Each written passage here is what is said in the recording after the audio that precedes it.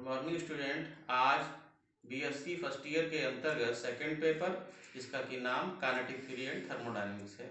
इसमें थर्मोडायनेमिक्स के अंतर्गत कुछ इंपॉर्टेंट न्यूमेरिकल जो परीक्षा के दृष्टिकोण से बहुत महत्वपूर्ण है। इसी सीरीज में आज जो है 33वां लेक्चर है और जो हमारा आज का वीडियो है उसमें कार्नोट साइकिल पर न्यूमेरिकल प्रॉब्लम बताएंगे। किस बताएंगे? कार्नोट साइकिल पर न्यूमेरिकल प्रॉब्लम बताएंगे। ठीक है, न्यूमेरिकल क्या है बता रहे हैं। एक कार्नोट इंजन 627 डिग्री सेंटीग्रेड पर एक स्रोत से 1000 किलो कैलोरी ऊष्मा लेता है। क्या है? कार्नोट इंजन, इसका जो है टेम्परेचर इतना है, सोर्स से इतनी किलो कैलोरी की ऊष्मा लेता था। 27 सेंटीग्रेड पर एक सिंक को कुछ ऊष्मा देता है। अब देखिए इस टेम्परेचर पर कुछ ऊष्मा सिंक को दे देता है। इसकी दक्षता ज्ञात कीजिए। क्या करना है? इसकी इफिशियंसी ज्ञात करिए। यह कितना कार्य करता है इसकी भी गणना करनी है। गणना किसमें करनी है? जूल में निकालनी है, किलोवाट घंटे में निकालनी है। ठीक है, क्वेश्चन में क्या दिया हुआ है? देखिए यहाँ पर सोर्स का टेम्परेचर दिया हुआ है, ऊष्मा दी हुई है। सिंक का टेम्परेचर दिया, ऊष्मा नहीं दी हुई है। और साथ में क्या है? कार्य की गणना करनी है। कार्य निकालना किसमें है? जूल में निकालना है और किलोवाट घंटे में निकालना है। ठीक है, अब देखिए हम इसमें क्या करते हैं, जो दिया हुआ है उसको पहले फाइंड आउट करते हैं। क्या फाइंड आउट करते हैं? दिया क्या है, क्योंकि कार्नोट इंजन जो है सोर्स से ऊष्मा ले रहा है। देखिए ये हो गया, क्या है? ये हो गया T1। T1 डिग्री सेंटीग्रेड में दिया, केल्विन में कन्वर्ट करेंगे। केल्विन कन्वर्ट करेंगे तो इसका मान हो जाएगा 627 प्लस 273। इसको हम क्या करेंगे, जब ऐड करेंगे तो इसका मान हो जाएगा 900 केल्विन। ठीक है, इसके बाद देखिए T2, ये सिंक को ऊष्मा दी जा रही है। कितनी ऊष्मा दी जा रही है? 27 डिग्री सेंटीग्रेड। 27 में सेंटीग्रेड फिर केल्विन में कन्वर्ट करेंगे, 27 प्लस 273 यानी 300 केल्विन। ठीक है, यानी अब देखिए जो कार्नोट इंजन की इफिशियंसी हमने पहले ही बताया था, ईटा बराबर क्या होता है? 1 माइनस T2 अपॉन T1। क्योंकि यहाँ पे प्रोसेस आइडियल है और आइडियल प्रोसेस क्या होता है? Q1 upon Q2 equal to T1 upon T2, यानी क्या हो जाएगा? ऊष्मा का मान टेम्परेचर के मान के बराबर होता है। ठीक है, अब देखिए यहाँ पर 1 माइनस T2 अपॉन T1, यहाँ पर देखिए है क्या? T2 का मान हम लोगों ने निकाला यहाँ पर 300 केल्विन और T1 का मान कितना है? 900 केल्विन। क्या करेंगे, इन मानों को यहाँ पर रख देंगे। 1 माइनस T2 अपॉन T1, यानी देखिए T2 का मान कितना दिया हुआ? 300 और इसका मान दिया हुआ 900। जब इसको हम कट करेंगे तो 1/3 आ जाएगा, यानी 1 माइनस 1/3। ठीक है, क्या किया? 1 माइनस 1/3 कर दिया और जब इसको एलसीएम लेके फाइंड आउट करेंगे तो इसका मान 2/3 आ गया। पॉइंट में निकालेंगे तो 0.67 हो जाएगा। ये इस इंजन की दक्षता होगी। जो कार्नोट इंजन जो है 627 डिग्री सेंटीग्रेड जो इसका टेम्परेचर, सोर्स का टेम्परेचर है और सिंक का टेम्परेचर कितना है? 27 डिग्री सेंटीग्रेड। ठीक है, तो ये इंजन की दक्षता हुई 0.67। अगर यहाँ पे 100 से मल्टीप्लाई करेंगे तो 67%, यानी कि जो इंजन है उसकी दक्षता जो है 67% है। 67% जो है वो इंजन क्या है? दक्ष है।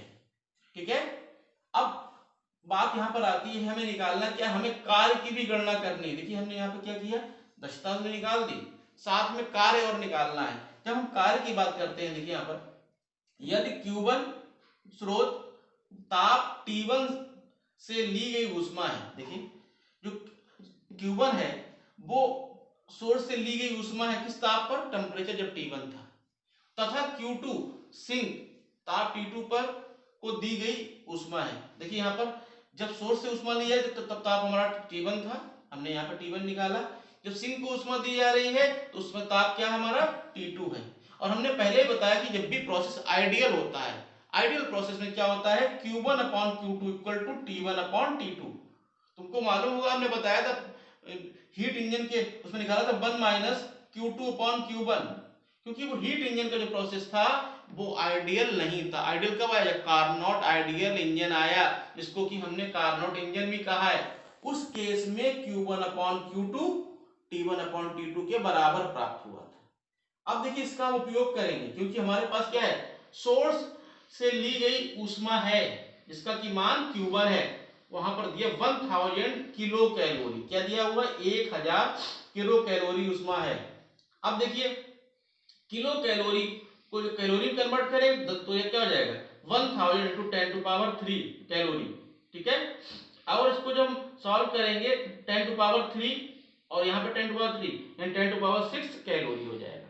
किलो कैलोरी कैलोरी में कन्वर्ट करते हैं, 1 किलो कैलोरी बराबर होता है 10⁻³ कैलोरी, और 10⁻³ ऑलरेडी पहले से दिया हुआ है, यानी फाइनली हमारा Q1 का मान क्या होगा? 10⁻6 कैलोरी हो गया। ठीक है, इसके अलावा देखिए हमारे पास फॉर्मूला है Q1/Q2 बराबर T1/T2। अगर हम यहां से Q2 निकालेंगे तो हमारा क्या हो जाएगा? Q1 T2/T1, Q1 T2/T1। Q1 का मान हम लोगों ने निकाला है, फाइंड आउट किया है 10⁻6। T2 और T1, T2 दिया हुआ है 300 केल्विन और T1 दिया हुआ है 900 केल्विन। हमने यहाँ पर मान रख दिया 300/900, 1/3 आएगा, यानी 1/3 इंटू 10⁻6 कैलोरी। ये मान किसका आया?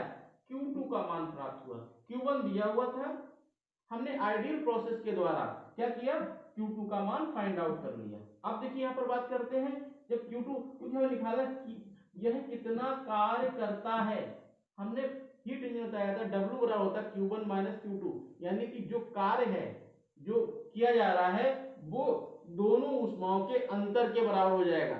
इसके अलावा ये भी बताया था जो सोर्स की ऊष्मा है वो अधिक होती है, यानी Q1 का मान Q2 से बड़ा होगा। ठीक है, अब हम बात करते हैं पहले की बात, क्योंकि हमें क्या करना है? जूल में किया गया कार्य की गणना करनी है। जब देखिए जूल में कर इंजन, पहला पार्ट है इंजन से प्राप्त कार्य W बराबर Q1 - Q2। हमने उपयोग कर दिया। देखिए Q1 का मान दिया हुआ है 10⁻6, Q2 का मान 1/3 इंटू 10⁻6। दोनों में क्या है? 10⁻6 कॉमन है। क्या है? दोनों 10⁻6 कॉमन है, 10⁻6 बाहर कर दिया, 1 माइनस, जब यहाँ पे हम कॉमन लेंगे तो यहाँ 1 बचेगा, यहाँ 1/3 ऑलरेडी है, यानी 1 माइनस 1/3 इंटू 10⁻6। जब 1 से 1/3 हटाएंगे एलसीएम लेंगे तो 2/3 आएगा, यानी 2/3 इंटू 10⁻6 कैलोरी। ठीक है, ये मान हमारा कैलोरी में आया है, लेकिन हमें मान किसमें चाहिए? मान चाहिए जूल में। और जो मान जूल में चाहिए और 1 कैलोरी किसके बराबर होता है? 4.18 जूल के बराबर होता है। यानी जो रिजल्ट हमारा आया है उसमें क्या करेंगे? 4.18 से मल्टीप्लाई कर देंगे।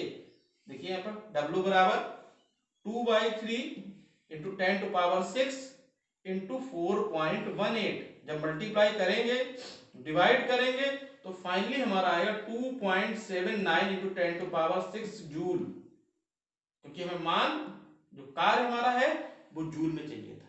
ठीक है, अब कह रहा है किलोवाट घंटे में चाहिए, किलोवाट घंटे में कन्वर्ट करेंगे।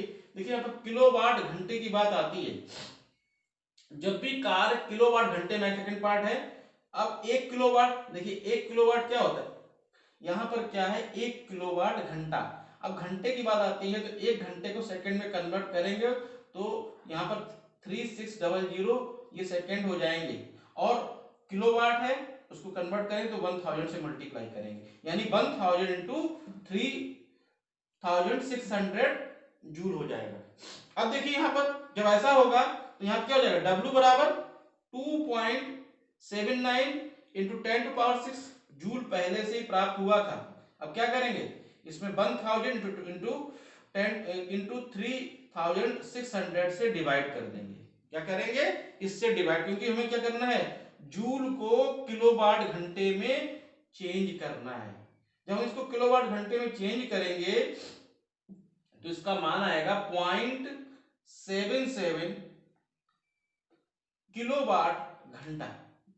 ठीक है, देखिए हमने क्या किया, इसको हम दोबारा से एक बार रिपीट किए थे शॉर्टकट से, कि क्वेश्चन दिया था, दक्षता दी हुई थी सोर्स की, इसकी ऊष्मा भी दी थी, सिंक का मान दिया था, इसकी ऊष्मा नहीं दी थी। करना क्या था? दक्षता निकालनी थी, कार्य निकालना था। कार्य निकालना किसमें था? जूल में निकालना था, किलोवाट में निकालना था। हमने सिंपल तरीके से सॉल्व किया, T1 का मान T2 का मान दोनों केल्विन में निकाले। निकालने के पश्चात क्या किया? इफिशियंसी निकाल ली। इफिशियंसी निकाली तो मान आया 0.67, यानी इंजन की दक्षता 67% है। ठीक है, इसके पश्चात क्या किया, Q1 सोर्स पर ऊष्मा ली जा रही है, टेम्परेचर T1 है, Q2 पर ऊष्मा दी जा रही तो टेम्परेचर T2 है। आइडियल प्रोसेस है Q1/Q2 T1/T2 के बराबर होता है। जब T1/T2 के बराबर होता है तो हमने क्या किया, इसकी सहायता से Q2 का मान निकाल लिया। Q2 का मान निकाला 1/3 × 10⁻6 कैलोरी प्राप्त हुआ।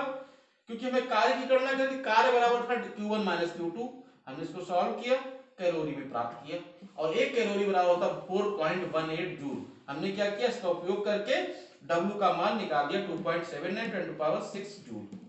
दूसरे में क्या था, किलोवाट घंटे में निकालना था, हमने 1000 इंटू 3600 से डिवाइड कर दिया, यानी 0.77 किलोवाट घंटे में प्राप्त हुआ। ठीक है, एकदम उसी तरीके क्वेश्चन था, सिर्फ थोड़ा सा यहाँ पे चेंज था कि जूल में किलोवाट घंटे में चेंज करने में थोड़ा ध्यान रखना पड़ेगा, इसमें यही चीज इंपॉर्टेंट है। और जो स्टार्टिंग है वो पिछले न्यूमेरिकल जनरल न्यूमेरिकल जो होता है उस टाइप का न्यूमेरिकल है। ठीक है, इसको इस चीज ध्यान रखना है कि कैसे कन्वर्ट करना है एक कैलोरी को और किलोवाट घंटा को। ठीक है, आज के लिए बस इतना ही, अगले वीडियो में फिर कंटिन्यू करते हैं। धन्यवाद।